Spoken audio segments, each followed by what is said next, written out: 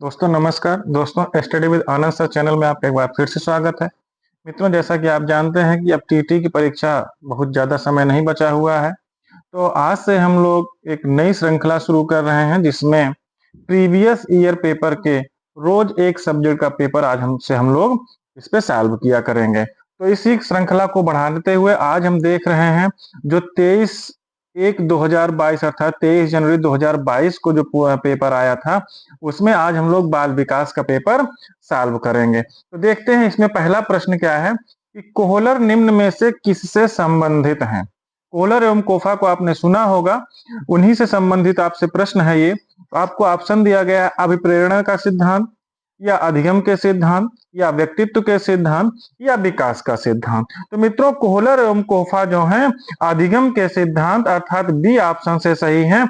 आपने कोहलर का संबंध क्या है, अधिगम के सिद्धांत है और यह सिद्धांत मित्रों क्या है, संज्ञानात्मक नियम के ऊपर है। और मित्रों इस सिद्धांत को गेस्टाल्टवादी सिद्धांत का भी के भी नाम से भी जानते हैं। और गेस्टाल्ट का मतलब मित्रों क्या होता है, समग्र। गेस्टाल्ट का मतलब क्या होता है, समग्र भी होता है।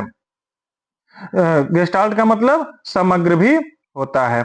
और इससे संबंधित कुछ और चीजें हैं जो हम आपको बताने वाले हैं कि मैक्स वर्दहाइमर इस सिद्धांत के प्रतिपादक थे। किस सिद्धांत के, जो आपका ये गेस्टाल्टवादी सिद्धांत है, इसके प्रतिपादक कौन थे, मैक्स वर्दहाइमर। और कोफा एवं कोहलर ने इस सिद्धांत को आगे बढ़ाने का काम किया था। गेस्टाल्ट का अर्थ मैंने बताया कि समग्र होता है और इसको एक आकृति का अथवा वस्तु का पूर्ण रूप से अध्ययन करना भी कहा जाता है। कोहलर ने मित्रों अपना प्रयोग जो है 1916 में कब किया था, 1916 में किया था। इस प्रयोग में उन्होंने क्या किया था, सुल्तान नाम के एक चिंपैंजी का प्रयोग किया था। सुल्तान नाम के एक चिंपैंजी पर इन्होंने अपना प्रयोग किया था। इसको मित्रों जो कोहलर एवं कोफा ने अपना सिद्धांत दिया था, इसको वाव का सिद्धांत भी कहा जाता है। चलते हैं मित्रों अगले क्वेश्चन पर। अगला क्वेश्चन है हमारा कि मैकड्यूगल के अनुसार मूल प्रवृत्तियों की संख्या होती है। मित्रों मैकड्यूगल ने अपना जो ये सिद्ध दिया था उसमें मुख्यतः 14 प्रकार के मूल प्रवृत्तियों को बताया था। कितने, 14 प्रकार के। तो मूल प्रवृत्तियों का सिद्धांत किसने दिया, मैकड्यूगल ने दिया था। और प्रत्येक मूल प्रवृत्तियों से एक संवेग संबंधित होता है।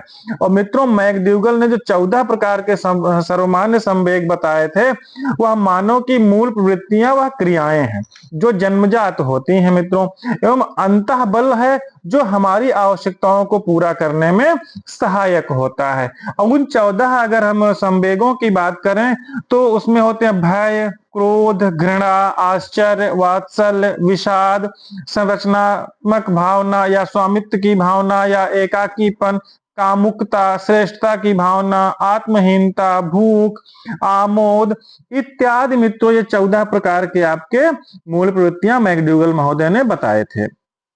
देखते हैं मित्रों अगला प्रश्न हमारा क्या है। तीसरा प्रश्न है कि मानसिक उद्वेलन प्रतिमान का प्रयोग निम्न में से किसके शिक्षण हेतु किया जाता है। मानसिक उद्वेलन की बात करते हैं। उद्वेलन का मतलब होता है मित्रों उथल पुथल, मस्तिष्क में उथल पुथल होना, जिसको हम ब्रेन स्टॉर्मिंग के नाम से भी जानते हैं। तो इसमें मित्रों आपका कौन सा ऑप्शन सही होता है, आपको दिया गया समझ, समस्या समाधान या सृजनात्मकता या अनुप्रयोग।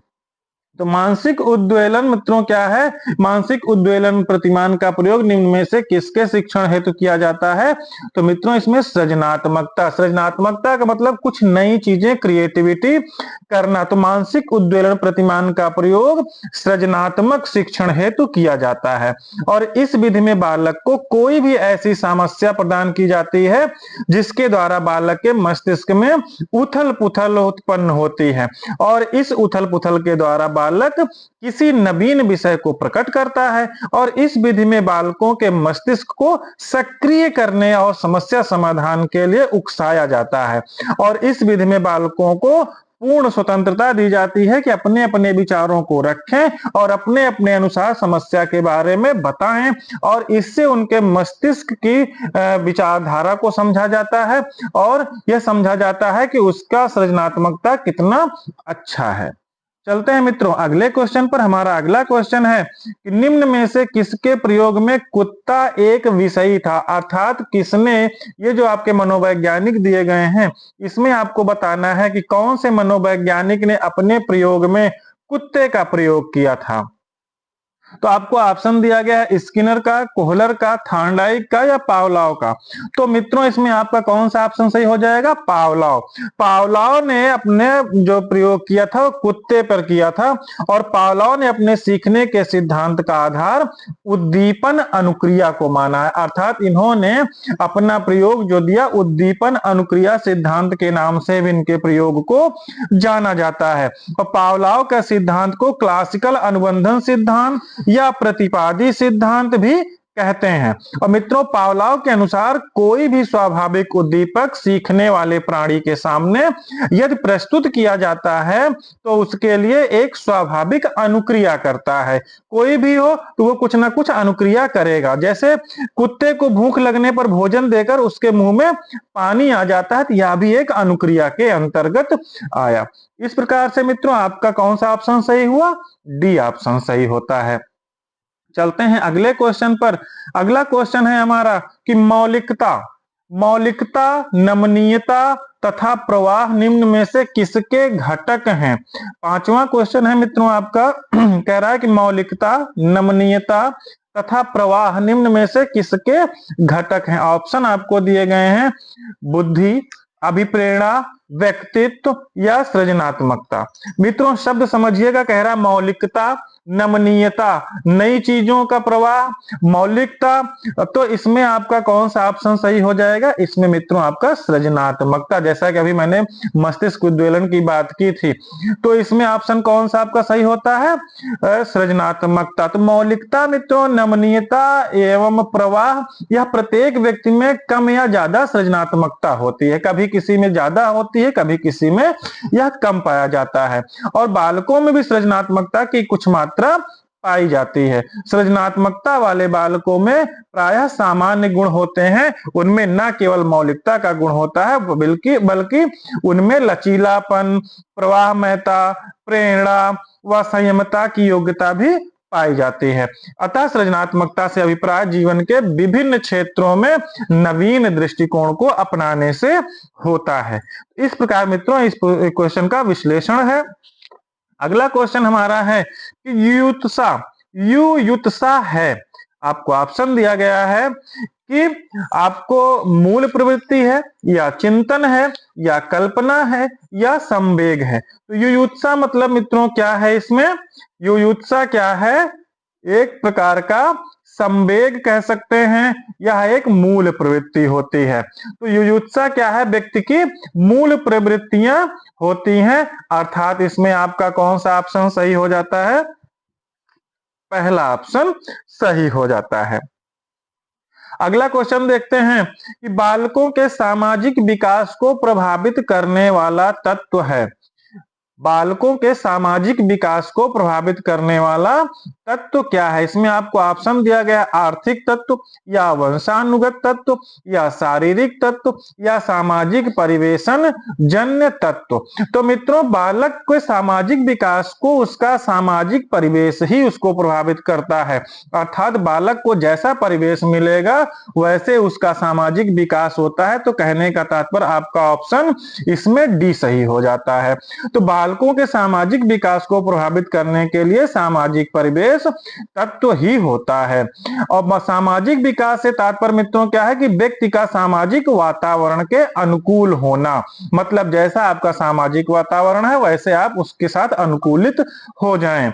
जिन बालकों में पालन पोषण में माता पिता द्वारा उचित दुलार या प्यार दिया जाता है मित्रों, उनके बालकों को देख रेख स्वयं करते हैं और उनके सामाजिक नियम क्या है, सीखने तथा उसके अनुसार व्यवहार करने की तीव्र प्रेरणा होती है। ऐसे बालकों में मित्रों क्या होता है कि विकास अधिक तीव्र और संतोषजनक होता है। इसलिए समाज के कार्य आदर्श प्रतिमान बालकों के सामाजिक दृष्टिकोण का निर्माण करते हैं। इस प्रकार से आपका ये 7वें प्रश्न का कौन सा ऑप्शन सही होता है, डी ऑप्शन आपका सही हो जाता है। तो इस प्रकार से मित्रों अब हम चलते हैं अगले क्वेश्चन पर। अगला क्वेश्चन हमारा 8वां क्वेश्चन है कि शारीरिक विकास का एक प्रमुख नियम निम्न में से कौन सा है। शारीरिक विकास की बात कर रहा है मित्रों। ऑप्शन है मानसिक विकास से भिन्नता का नियम है, या कल्पना और संवेगात्मक विकास के से संबंध का नियम है, या द्रुतगामी विकास का नियम है, या अनियमित विकास का नियम है। तो मित्रों इसमें आपका कौन सा ऑप्शन सही हो जाएगा। शारीरिक विकास जो है द्रुतगामी विकास का नियम होता है, अर्थात ऑप्शन आपका सी सही होता है। द्रुतगामी विकास का नियम मतलब क्या है कि शारीरिक विकास का अर्थ क्या है कि बालक की शारीरिक संरचना एवं उसमें होने वाले विकास से होता है। और जन्म से किशोरावस्था तक वृद्धि 2 निश्चित चरणों में मित्रों होती है।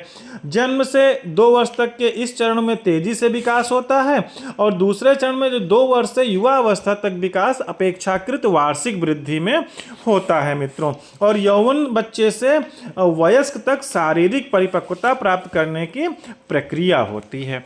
अगले क्वेश्चन पर चलते हैं। अगला क्वेश्चन हमारा 9 नंबर क्वेश्चन है कि निम्नलिखित में से कौन सा विकास का सिद्धांत नहीं है। मित्रों इसमें आपको नहीं की बात कर रहा है, तो आपको ऑप्शन है अनुकूलित प्रत्यावर्तन सिद्धांत, या समान प्रतिमान का सिद्धांत, या परस्पर संबंध का सिद्धांत, या निरंतर विकास। समान प्रतिमान का सिद्धांत भी होता है, परस्पर संबंध का सिद्धांत भी होता है, निरंतर विकास का भी सिद्धांत होता है। तो इस प्रकार से इसमें नहीं की बात कर रहा है, तो हमारा ऑप्शन ए सही हो जाता है। अनुकूलित प्रत्यावर्तन का सिद्धांत नहीं होता है। मानव के विकास में मित्रों क्या है कि मानव के विकास में क्रम जो गर्भावस्था से लेकर प्रौढ़ावस्था तक निरंतर चलता रहता है, और विकास की गति कभी तीव्र तो कभी मंद भी हो सकती है। विकास के अन्य प्रमुख सिद्धांत मित्रों क्या है, कई बार ये सिद्धांत आपको पूछे गए हैं, हम 1-2 सिद्धांत इसमें और इंपॉर्टेंट है जो बता देते हैं।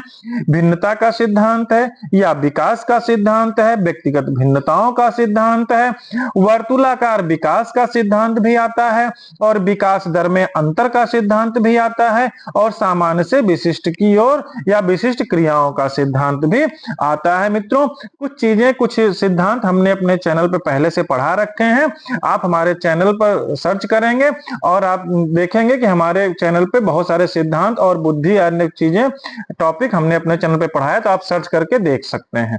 चलते हैं मित्रों अगले क्वेश्चन पर। अगला क्वेश्चन है हमारा कि विकास के परिणाम स्वरूप नवीन विशेषताएं और नवीन योग्यताएं प्रकट होती हैं। यह कथन किसने दिया, मतलब जो एक परिभाषा दी हुई है या पूछा गया है कि यह परिभाषा किसकी है।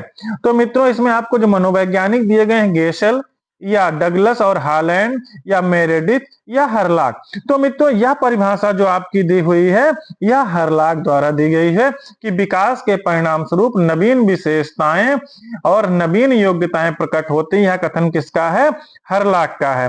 तो यह हरलाक के अनुसार बच्चों में विकास की क्रिया गर्भावस्था से मृत्यु तक चलती रहती है, ऐसा हरलाक जी का मानना है।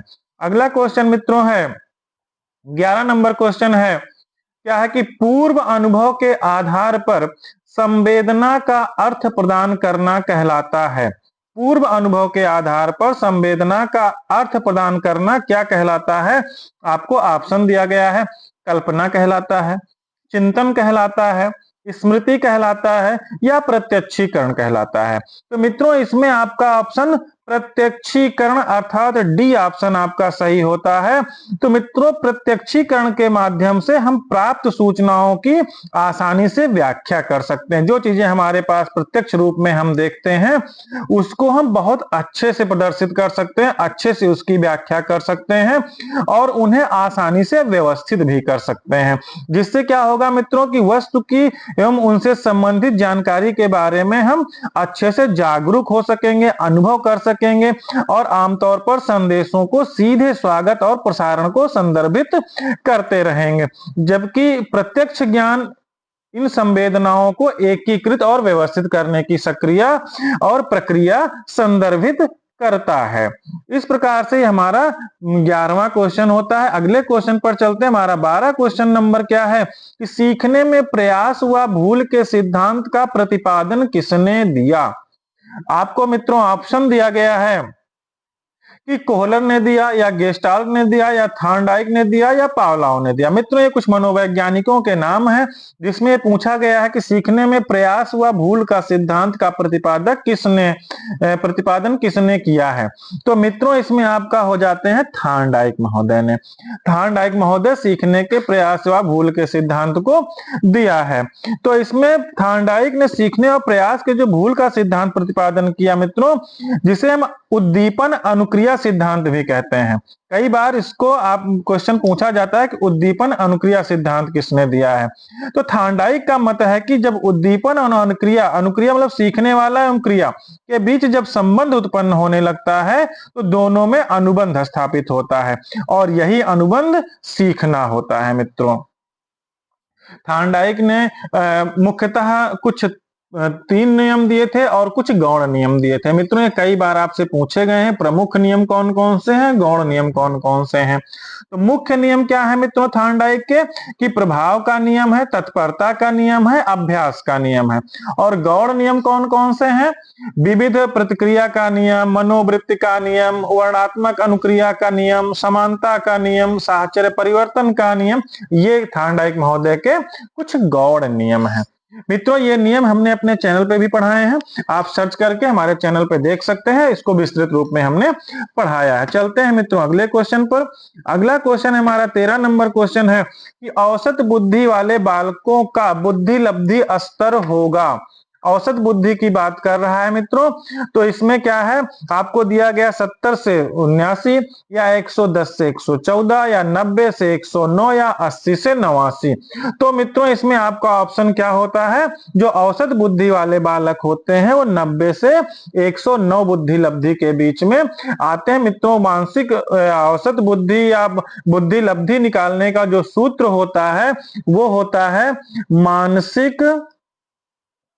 मानसिक आयु बटा वास्तविक आयु। क्या होता है, कभी कभी आप MA/CA इंटू 100 भी लिखा होता है। क्या होता है, 100 भी लिखा होता है। MA/CA इंटू 100 मतलब मानसिक आयु बटा वास्तविक आयु गुणे 100। तो मित्रों, बुद्धि लब्धि जो प्रतिपादन ईस्टर्न एवं कुलहम महोदय ने 1912 में किया था और बालकों में मानसिक योग्यता का पता लगाने के लिए बुद्धि लब्धि का प्रयोग किया जाता है। और विभिन्न मानसिक योग्यताओं परीक्षण से हम व्यक्ति की मानसिक स्तर का पता लगा लेते हैं। मित्रों, इस चीज को भी हमने अपने चैनल पे बहुत अच्छे से पूरा विस्तृत में पढ़ाया। आप बुद्धि का कई सारा उसमें टॉपिक हमने पढ़ाया, बुद्धि के सिद्धांत जितने हैं ये सब हमने अपने चैनल पे पढ़ाया है। आप बुद्धि का सिद्धांत स्टडी विद आनंद सर के चैनल पे आप सर्च करके देख सकते हैं, बहुत विस्तृत में पढ़ाया गया। और बुद्धि से मित्रों हर बार 1-2 प्रश्न जरूर से जरूर आते हैं। अगले क्वेश्चन पर चलते हैं। 14 नंबर क्वेश्चन है कि निम्न में से कौन तरल क्रिस्टलीय बुद्धि के प्रतिमान के प्रतिपादक थे। क्या प्रश्न है कि निम्न में से कौन तरल क्रिस्टलीय बुद्धि के प्रतिमान के प्रतिपादक थे। आपको ऑप्शन दिया गया है कैटल, स्किनर, वर्नन या थॉर्नडाइक। तो आपका मित्रों इसमें कौन सा ऑप्शन सही होता है, तो तरल क्रिस्टलीय बुद्धि का प्रतिपादन किसने दिया, तरल बुद्धि का सिद्धांत किसने दिया, वो कैटल महोदय हैं। मित्रों, मैं आपसे कह रहा हूं कि आप मेरे चैनल पर देखेंगे तो सारे बुद्धि के सिद्धांत कौन से मनोवैज्ञानिकों ने दिए हैं, किस प्रकार का है, पूरा विस्तृत में हमने पढ़ाया है। तो कैटल महोदय ने क्या दिया था, तरल एवं ठोस बुद्धि का सिद्धांत जो दिया था उसको तरल या ठोस बुद्धि का सिद्धांत किसने दिया, कैटल महोदय ने दिया। तो तरल बुद्धि जन्मजात एवं प्राकृतिक तत्व है मित्रों, और जो व्यक्ति के वंशानुक्रम द्वारा निर्धारित होती है, उसे नई समस्याओं का बिना पूर्व ज्ञान के हल निकालने की योग्यता देता है। और ठोस बुद्धि क्या है, कि व्यक्ति का पूर्व कौशल, ज्ञान और अनुभव जो कि उसके वातावरण से अर्जित किया होता है, उनका उपयोग करने की क्षमता देता है। तो इस प्रकार से इस तरल एवं ठोस बुद्धि का सिद्धांत किसने दिया, रेमंड एवं कैटल महोदय ने दिया था। चलते हैं अगले क्वेश्चन पर। अगला क्वेश्चन है कि क्रिया प्रसूत अधिगम सिद्धांत का प्रतिपादन किया। क्रिया प्रसूत की बात कर रहा है मित्रों, 15 नंबर क्वेश्चन है। आपको ऑप्शन दिया गया हल ने, या स्किनर ने, या हेगार्टी ने, या थॉर्नडाइक ने? तो मित्रों, क्रिया प्रसूत अनुबंधन का सिद्धांत किसने दिया था? स्किनर महोदय ने दिया था, जो आपका बी ऑप्शन सही हो जाता है। इसमें स्किनर महोदय ने मित्रों कई प्रयोग किए थे, चूहों पर किया, कबूतरों पर किया। इन्होंने विभिन्न प्रकार के क्रियाओं से संबंधित अनेक प्रयोग किए थे और यह उद्दीपन अनुक्रिया सिद्धांत पर आधारित नवीन सिद्धांत है मित्रों, और जिसमें उद्दीपन की तुलना में अनुक्रिया जो है प्रकार का प्रबंध अधिक महत्वपूर्ण माना गया है। मित्रों, इसमें स्किनर का मत है कि स्किनर का मानना था कि जब भी कार्य में सफलता मिलती है तो संतोष प्राप्त होता है। हम कोई भी काम करते हैं तो उसमें हमको थोड़ा सा संतोष प्राप्त होता है कि अरे आज हमारा ये काम हो गया, और यह संतोष क्रिया को बल देता है। जब हमें संतोष मिलता है तो हमें अन्य क्रियाओं को करने का एक बल प्रदान करता है कि चलो मेरा ये काम सफल हुआ, मुझे और अन्य काम भी करना चाहिए। तो क्रिया प्रसूत अधिगम का सिद्धांत किसने दिया? स्किनर महोदय ने दिया था। इन्होंने अपना चूहों पर और कबूतरों पर विभिन्न प्रकार की क्रियाओं पर अपना प्रयोग किया था। चलते हैं मित्रों अगले क्वेश्चन पर।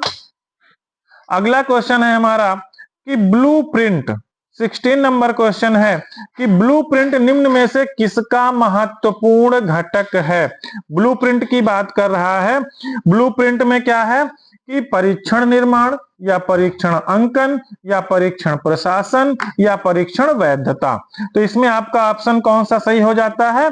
परीक्षण निर्माण, अर्थात पहला ऑप्शन ए ऑप्शन आपका सही होता है कि ब्लूप्रिंट एक महत्वपूर्ण घटक होता है। मित्रों, ब्लूप्रिंट को हिंदी में नील पत्र भी कहते हैं, और ब्लूप्रिंट क्या है? एक प्रकार से किसी भी विषय वस्तु या पाठ्य वस्तु से संबंधित प्रश्न पत्र निर्माण करने से पहले उसका एक प्रारूप तैयार होता है कि हमको किस रूप में, किस प्रकार से कोई प्रश्न पत्र तैयार करना है। इसे ही मित्रों ब्लूप्रिंट कहते हैं। और ब्लूप्रिंट बनाते समय क्या होता है कि हमको कुछ ध्यान रखने वाली, महत्वपूर्ण ध्यान रखने योग्य बातें होती हैं कि पाठ्यक्रम का संपूर्ण समावेश प्रश्न पत्र में होना चाहिए। ऐसा नहीं कि हम कोई प्रश्न पत्र बना रहे हैं, उसमें एक ही यूनिट ले लिया, एक ही लेसन ले लिया, ऐसा नहीं। हमको ये ध्यान रखना है कि जब किसी भी प्रश्न पत्र को बनाने लगे, उसका जब ब्लूप्रिंट बनाए, उसका एक संक्षिप्त सारांश बनाए, तो सभी पाठ्यक्रमों का ध्यान रखना चाहिए। संपूर्ण समावेश प्रश्न पत्र पर होना चाहिए ताकि विद्यार्थी कुछ महत्वपूर्ण अध्याय तक ही सीमित ना रह जाएं, और ब्लूप्रिंट को सदैव विषय वस्तु से ही संबंधित करने की कोशिश करनी चाहिए। तो इस प्रकार से क्या हुआ कि हमारा क्या है? परीक्षण निर्माण, अर्थात 16 में आपका पहला ऑप्शन सही हो जाता है। अगले को चलते हैं। अगला क्वेश्चन है हमारा, विकास की पूर्व संक्रियात्मक अवस्था निम्न में से किसने दिया था? विकास की पूर्व संक्रियात्मक अवस्था की बात कर रहा है मित्रों, पियाजे जी की बात कर रहा है। तो जीन पियाजे जी ने संक्रियात्मक अवस्थाओं के बारे में बताया था, संज्ञानात्मक विकास का सिद्धांत दिया था। मित्रों, इस पियाजे जी को भी हमने अब विस्तृत रूप से अपने चैनल पे पढ़ाया है। आप चैनल पे जरूर एक बार विजिट करिए और देखिए कि पियाजे जी का सिद्धांत डालिएगा, जीन पियाजे का संज्ञानात्मक विकास का सिद्धांत डालिएगा, study with Anand sir channel पर डालिएगा, विस्तृत रूप से आपको इसमें देखने को मिलेगा। आपको फिलहाल मित्रों इसमें ऑप्शन दिया है कि ब्रूनर, स्किनर, कोहलर या पियाजे। तो मित्रों, जो विकास का पूर्व संक्रियात्मक अवस्था है, इसमें किसको जाता है? ये डी ऑप्शन, अर्थात पियाजे महोदय को जाता है। मित्रों, उन्होंने अपने सिद्धांत में बताया कि बालक का संज्ञानात्मक विकास कैसे होता है, और पियाजे के अनुसार बालक का संज्ञानात्मक विकास क्रमबद्ध तरीके से होता है। जैसे जैसे बालक की आयु और अनुभव बढ़ते हैं, वह कठिन चीज़ों को सीखने लगता है। और जीन पियाजे के अनुसार मित्रों, संज्ञानात्मक विकास की कुछ अवस्थाएं हैं जो मैंने अपने चैनल पे भी पढ़ाया है। जैसे पहली अवस्था होती है संवेदी पेशी अवस्था, जिसको 0 से या कह सकते हैं जन्म से 2 वर्ष तक माना जाता है। दूसरा है पूर्व संक्रियात्मक अवस्था, जिसको 2 से 7 वर्ष तक मानते हैं। तीसरा आपकी आती है स्थूल या मूर्त संक्रियात्मक अवस्था, जिसको 7 से 12 वर्ष तक मानते हैं। और चौथा है आपकी औपचारिक संक्रियात्मक अवस्था, जो 12 वर्ष से अधिक मानी जाती है। मित्रों, ये बहुत इंपॉर्टेंट टॉपिक है, आप जरूर इसको ध्यान रखिए। और जो मैं इसका विश्लेषण कर रहा हूँ, आप इसमें से कुछ अगर आपको अच्छा लगे तो आप इसके नोट्स भी बनाते रहिएगा, क्योंकि यहाँ से प्रश्न बनते हैं। इसीलिए मित्रों, मैं हर हर क्वेश्चन के आंसर का विश्लेषण कर दे रहा हूं कि आपको अगर इसमें से कुछ नोट्स बनाने हो तो आप अपने आप से नोट्स बना लें, जिससे कि आपको आगामी परीक्षा जो टीटी होने वाली है इसमें आपको बहुत सहयोग होगा। बाकी हमारे चैनल पे आपको प्रीवियस ईयर पेपर पूरा मिलता रहेगा, हर सब्जेक्ट का प्रीवियस ईयर पेपर मिलेगा, विद सॉल्व मिलेगा। हम आपको पूरा विश्लेषण के अनुसार बताएंगे। आप हमारे चैनल पे भी विजिट करके एक एक चीज़ों को भी देख सकते हैं, सब पूरा विस्तृत रूप में पढ़ाया गया है। चलते हैं अगले क्वेश्चन पर। अगला क्वेश्चन है MPPI परीक्षण का उपयोग निम्न में से किसके मापन में किया जाता है। मित्रों ये बहुत इंपॉर्टेंट, बहुत सारे लोग इसमें भ्रमित हो जाते हैं। MMPI का मतलब होता है मल्टीप्लेक्स इंटेलिजेंस, ऐसा कुछ है। इसमें आता है व्यक्तित्व मापन विधियां, जिसको हम कहते हैं इसमें हिंदी में कि व्यक्तित्व मापन विधियां है। तो MMPI का इसमें देखिए आपको ऑप्शन दिया गया है, व्यक्तित्व को मापता है या सृजनात्मकता को मापता है या संप्राप्ति को मापता है या बुद्धि को मापता है। तो मित्रों जो MMPI है यह व्यक्तित्व को मापता है। व्यक्तित्व मापन के लिए MMPI परीक्षण किया जाता है। और व्यक्तित्व व्यक्ति के जन्मजात तथा अर्जित स्वभाव, मूल प्रवृत्तियां, भावनाओं एवं इच्छाओं आदि का एक समुदाय होता है। और व्यक्तित्व को अनेक गुणों एवं लक्षणों का संगठन भी माना जाता है। व्यक्तित्व मापन की सहायता से इन गुणों का ज्ञान प्राप्त करके उसमें सकारात्मक परिवर्तन किया जा सकता है। मित्रों अगर व्यक्तित्व को आप पूरा विस्तृत पढ़ना चाहते हैं तो मेरे चैनल पर जरूर देखिएगा। व्यक्तित्व के बारे में भी मैंने पूरी तरह से इसको पढ़ाया। तो इस प्रकार से इसमें आपका ए ऑप्शन सही हो जाता है। अगले क्वेश्चन पर चलते हैं। अधिगम हेतु निम्न में क्या सर्वाधिक आवश्यक है। मतलब आपको सीखने के लिए, लर्निंग के लिए सबसे महत्वपूर्ण क्या चीज़ है। आपको ऑप्शन दिया गया है, अभिप्रेरणा जरूरी है कि निर्देशन जरूरी है कि परिपक्वता जरूरी है कि रुचि जरूरी है। मित्रों इसमें आपका ऑप्शन डी सही हो जाता है। मतलब सीखने के लिए यदि हमारी रुचि होगी तभी हम सीख सकते हैं। तो सबसे आवश्यक क्या है, रुचि हमारे लिए आवश्यक है, क्योंकि वैचारिक रूप से अधिगम ज्ञान को आत्मसात करने की प्रक्रिया है। मित्रों हमारा अधिगम क्या है, हमारे ज्ञान को आत्मसात करने की प्रक्रिया है। मतलब व्यवहार में अपेक्षाकृत अस्थायी परिवर्तन जो वातावरण के साथ अनुभव के परिणाम स्वरूप होता है वह अधिगम की प्रक्रिया को प्रभावित करता है। और प्रेरणा, रुचि, ध्यान, बुद्धि, विषय का स्वरूप, वह सब अधिगम की प्रमुख विधियां होती हैं। अगले क्वेश्चन पर चलते हैं। शैशव काल का समय है। मित्रों इसमें आपसे पूछा गया है कि शैशव काल, ये कई बार प्रश्न पूछे गए कि बाल्यावस्था, किशोरावस्था, शैशवावस्था किस आयु के अंतर्गत आती हैं। तो यहाँ से भी प्रश्न बनता है। तो एक बार हम देखते हैं कि शैशव काल का समय क्या है। आपको ऑप्शन दिए गए 12 वर्ष से 18 वर्ष तक या 15 वर्ष तक या जन्म से 6 वर्ष तक या जन्म से 2 वर्ष तक। तो मित्रों इसमें जो शैशव काल होता है उसको जन्म से 2 वर्ष माना जाता है, अर्थात इसमें आपका डी ऑप्शन सही हो जाता है। इसमें मित्रों जैसे बच्चों को रेंगना, खिसकना, बैठना, चलना, बोलना, इसमें क्या होता है, इस आयु के बच्चे ऐसी कुछ क्रियाएं करते हैं। और प्रत्येक शिशु अपने ढंग से अपनी गति व सीमा को निर्धारित करता है। तो इस प्रकार से मित्रों इसमें आपका डी ऑप्शन सही हो जाता है। अगले क्वेश्चन पर चलते हैं। 21 नंबर क्वेश्चन है कि कोहलर अपने प्रयोग से सिद्ध करना चाहते थे कि अधिगम, मतलब आप कोहलर कोफा महोदय क्या सिद्ध करना चाहते थे कि अधिगम क्या है। आपको ऑप्शन दिया गया है कि समग्र परिस्थिति का प्रत्यक्षीकरण है, या मानव का अधिगम प्रयोजन पूर्ण है, या जानवरों में मनुष्यों से श्रेष्ठ है, या एक स्वतंत्र क्रिया है। तो मित्रों जो इसमें आपका ऑप्शन सही होता है 21 में, वो आपका बी ऑप्शन सही हो जाता है कि मानव का अधिगम प्रयोजन पूर्ण है। अब कोहलर अपने प्रयोग में सिद्ध करना चाहते थे मित्रों कि अधिगम जो है प्रयोजन पूर्ण है। और कोहलर के अनुसार सीखना प्रयास व त्रुटि ना होकर सूझ के द्वारा होता है। क्योंकि मित्रों कोहलर महोदय ने अपना प्रयोग सुल्तान नामक चिंपैंजी पे किया था। इन्होंने अपना 2 प्रयोग किया था मित्रों, एक बॉक्स पर किया था, एक छड़ी पर किया था। तो इसको हम और विस्तृत में आपको अपने चैनल पे बताएंगे, आप चैनल पे विजिट करिएगा। अभी मैंने इसको विस्तृत रूप से नहीं पढ़ाया है। फिलहाल आपको संक्षिप्त बता देते हैं कि यह जो है सूझ के द्वारा सीखने के अंतर्गत प्राणी परिस्थितियों का भली प्रकार अवलोकन कर लेता है, तत्पश्चात वह अपनी प्रतिक्रिया करता है। तो कोहलर ने अपना प्रयोग सुल्तान नामक चिंपैंजी पर किया था और कोहलर ने अपने प्रयोग से निष्कर्ष निकाला कि जीव संपूर्ण वातावरण का प्रत्यक्षीकरण करता है तथा उसके आधार पर उसमें सूझ उत्पन्न होती है और वह समस्या का समाधान करना सीख जाता है। इस प्रकार से आपका मानव का अधिगम प्रयोजनपूर्ण होता है। अगले क्वेश्चन पर चलते हैं। 22 नंबर क्वेश्चन है कि किसने पाठ योजना का पंचपद प्रणाली प्रतिपादित किया। मित्रों बहुत इंपॉर्टेंट क्वेश्चन है, कई बार पूछा गया है ये प्रश्न कि पाठ योजना का पंचशील प्रणाली पंचपदीय प्रणाली का प्रतिपादक कौन है। आपको ऑप्शन दिया गया है, जॉन डेवी हैं, ब्लूम हैं, किलपैट्रिक हैं या हर्बर्ट हैं। तो मित्रों जो पंचपदीय प्रणाली या पंचशील प्रणाली किसने दिया, हर्बर्ट महोदय ने दिया था। डी ऑप्शन आपका सही होता है।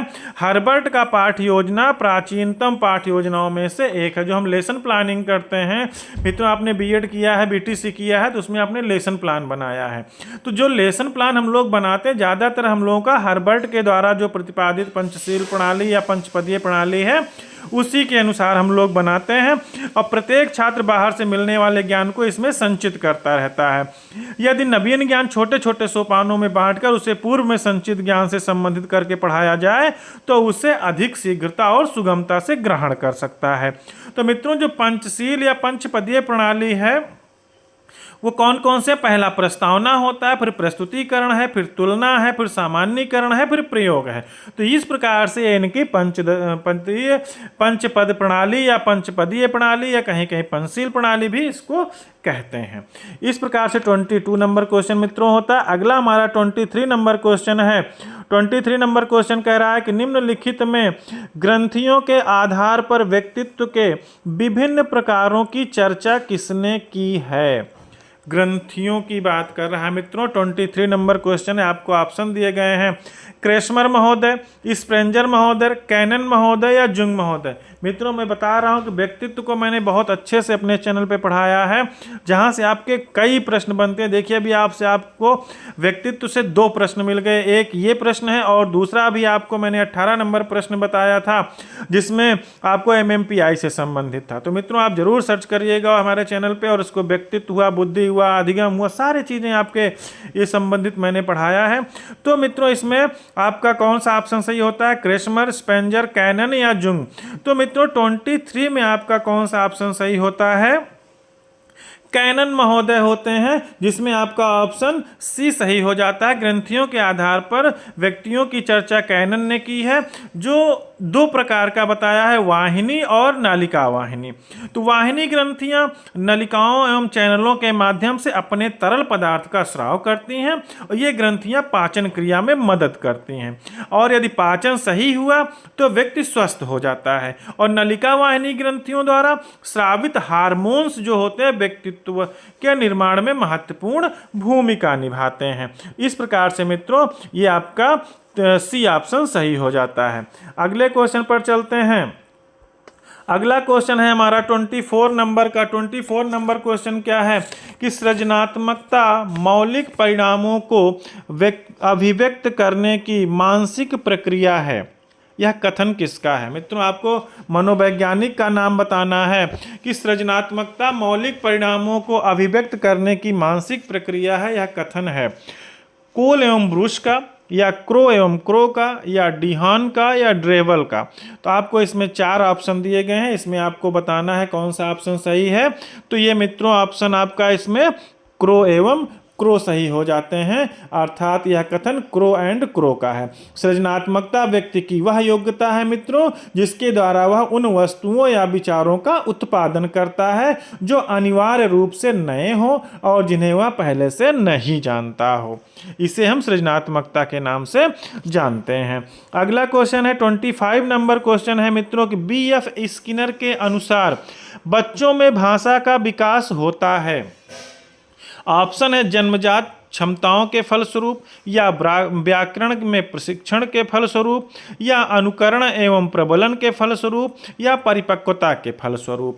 तो मित्रों जो 25 नंबर क्वेश्चन है इसमें आपका कौन सा, अनुकरण एवं प्रबलन के फलस्वरूप, अर्थात आपका इसमें सी ऑप्शन सही हो जाता है कि बीएफ स्किनर के अनुसार बच्चों में भाषा का विकास अनुकरण एवं प्रबलन के फलस्वरूप होता है। अनुकरण करके सीखने की प्रक्रिया शैशवावस्था से ही प्रारंभ हो जाती है और घर में बड़ों को देखकर एवं विद्यालय में शिक्षक द्वारा की जाने वाली क्रियाओं का अनुकरण करके वह सीखता रहता है।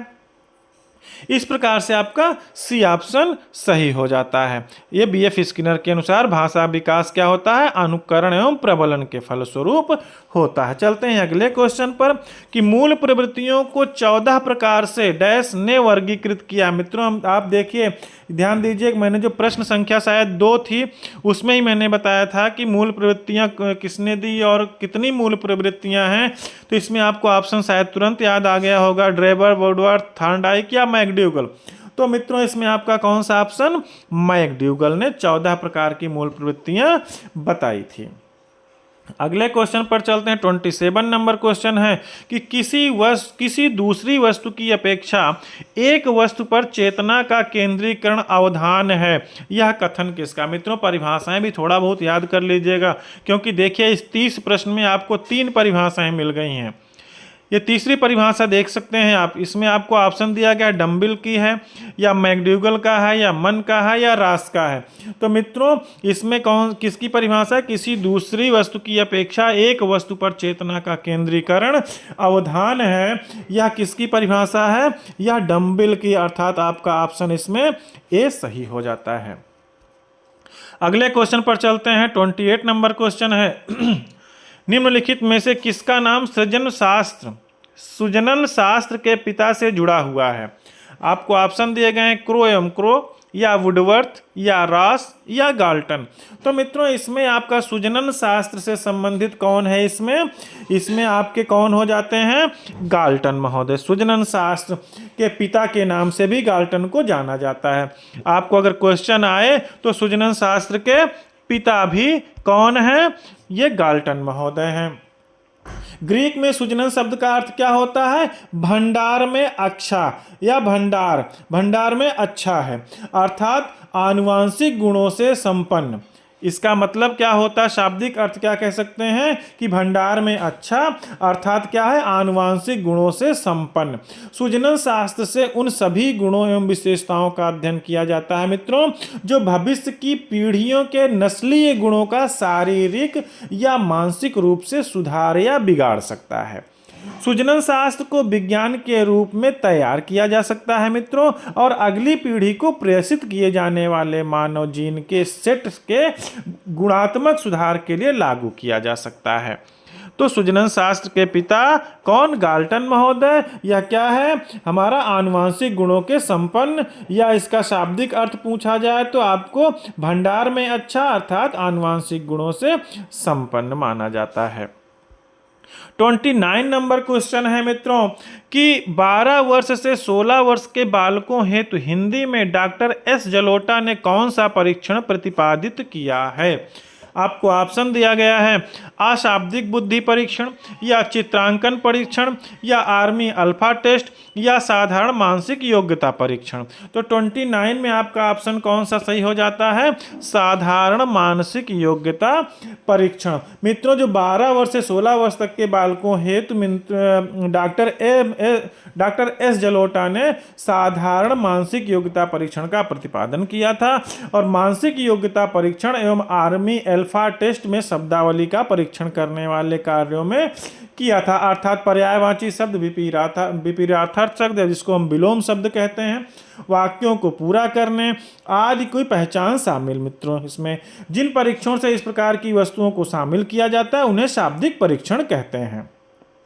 तो जलोटा महोदय ने बुद्धि को मापने के लिए परीक्षण को हिंदी में प्रतिपादित किया था, और इस परीक्षण द्वारा हम एक समूह में बुद्धि का माप कर सकते हैं और बुद्धिमान, औसत और सुस्त श्रेणियों में वर्गीकृत कर सकते हैं। तो मित्रों इस प्रकार से डी ऑप्शन आपका सही होता है। 30वां नंबर क्या है? 30 नंबर इस सेशन का मित्रों लास्ट क्वेश्चन है। मित्रों अगर आपको चैनल हमारी टीचिंग अच्छी लग रही है और आप चैनल पे यदि हमारे नए हैं तो जरूर मित्रों हमारे चैनल को लाइक करिएगा, सब्सक्राइब करिएगा और कमेंट करके बताइएगा कि आपको टीचिंग कैसी लगी। तो देखते हैं लास्ट क्वेश्चन क्या है कि बुद्धि के द्विकारक सिद्धांत का प्रतिपादन किसने किया था? ऑप्शन है थॉर्नडाइक, ईस्टर्न, बर्नन या स्पीयरमैन। तो मित्रों बुद्धि का जो द्विकारक सिद्धांत किसने दिया? स्पीयरमैन महोदय, अर्थात आपका डी ऑप्शन सही हो जाता है। इस प्रकार से देखिए बुद्धि के हमने सारे सिद्धांत अपने चैनल पे पढ़ाए हैं, आप एक बार जरूर विजिट करके देखिएगा। तो मित्रों आज का बस यहीं तक है, आज की क्लास यहीं तक है। मिलते हैं कुछ नए टॉपिक के साथ, कुछ नए सब्जेक्ट की प्रीवियस ईयर क्वेश्चन का विश्लेषण के साथ। तब तक के लिए धन्यवाद।